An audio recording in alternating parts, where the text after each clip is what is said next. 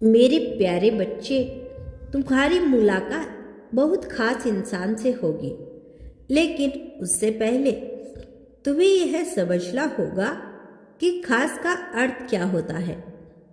खास वह नहीं होता जो भीड़ में चमके, खास वह होता है जो तुम्हारे अंधकार में दीपक बल जाए। खास वह नहीं होता जो केवल शब्दों से प्रेम करे, खास वह होता है जो तुम्हारे मौन में भी तुम्हारा साथ थामे। तुम्हें जीवन में बहुत लोगों को आते जाते देखा है। कुछ ने मुस्कान दी, कुछ ने घाव दिए, कुछ ने वादे किए और कुछ ने तुम्हें खुद से भी दूर कर दिया। और जो आने वाला है वह तुम्हें तुमसे मिलाने आया है। मैं जानता हूँ तुम थक चुके हो। हर सुबह एक उम्मीद के साथ उठला और हर रात उसी उम्मीद को चुपचाप दफन कर देना। यह आसान नहीं होता। तुम मुस्कुराते रहे जबकि भीतर से टूटते रहे। तुमने सबको सहारा दिया, पर जब तुम गिरे कोई पकड़ने वाला नहीं था। लेकिन सुनो, मैंने तुम्हारे आंसू व्यर्थ नहीं जाने दिए। मैंने तुम्हारी हर चुप्पी को सुना है और अब जो होने वाला है वह तुम्हारे धैर्य का पुरस्कार है। जिससे तुम्हारी मुलाकात होगी वह तुम्हारे जीवन में शोर बनकर नहीं आएगा, वह शांति बनकर आएगा। वह तुम्हें बदलने नहीं आया, वह तुम्हें अपनाने आएगा। तुम्हें यह महसूस होगा कि उसके साथ तुम्हें कुछ साबित नहीं करना पड़ता, ना मुस्कान दिखाने की मजबूरी, ना मजबूत बनने का अभिनय। उसके सामने तुम टूट भी सकते हो और वही तुम्हारी सबसे बड़ी सुंदरता होगी। यह मुलाकात अचानक होगी, यह संयोग लगेगा, पर यह मेरी योजना होगी। हो सकता है वह किसी साधारण जगह पर मिले जहां तुमने कभी सोचा भी नहीं था। ना किस्मत तुम्हें छू लेगी। हो सकता है वह उस समय आए जब तुमने उम्मीद करना ही छोड़ दिया था। और यही मेरी आदत है। मैं तब देता हूँ जब तुम छोड़ना सीख जाती हो। वह इंसान तुम्हारे अतीत से नहीं डरेगा, वह तुम्हारे घावों से भागेगा नहीं, वह तुम्हारी कमजोरी को बोझ नहीं, अपनी जिम्मेदारी मानेगा। उसकी आंखों में तुम्हारे लिए जिज्ञासा नहीं होगी, उसकी आंखों में अपनापन होगा। वह तुम्हारे साथ भविष्य के सपने नहीं बेचेगा, वह वर्तमान में तुम्हारा साथ निभाएगा। और सबसे सुंदर बात सुनो, वह तुम्हें पाने के लिए नहीं आएगा, वह तुम्हारे साथ चलने आएगा। तुम्हें यह रिश्ता भारी नहीं लगेगा। ना कोई डर, ना कोई असुरक्षा, ना कोई सवाल कि कल क्या होगा, क्योंकि जब आत्माएं मिलती है तो समय अपने आप सही हो जाता है। मैं जानती हूँ तुम पूछना चाहते हो कब, पर याद रखो जो आने वाला है वह तुम्हारे जीवन में प्रेम को शोर नहीं बनाएगा, वह प्रेम को साधना बना देगा।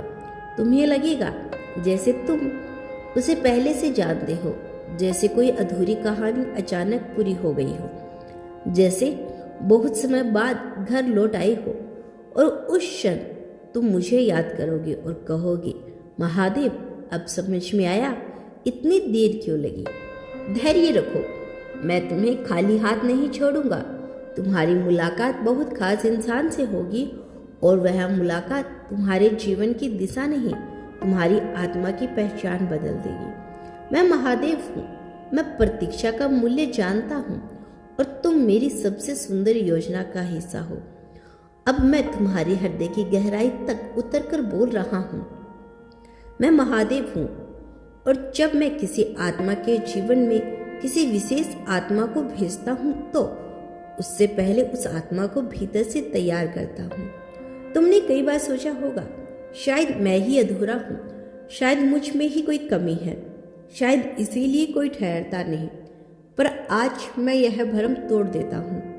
तुम अधूरे नहीं थे, तुम बस गलत लोगों के सामने पूरे बनने की कोशिश कर रहे थे।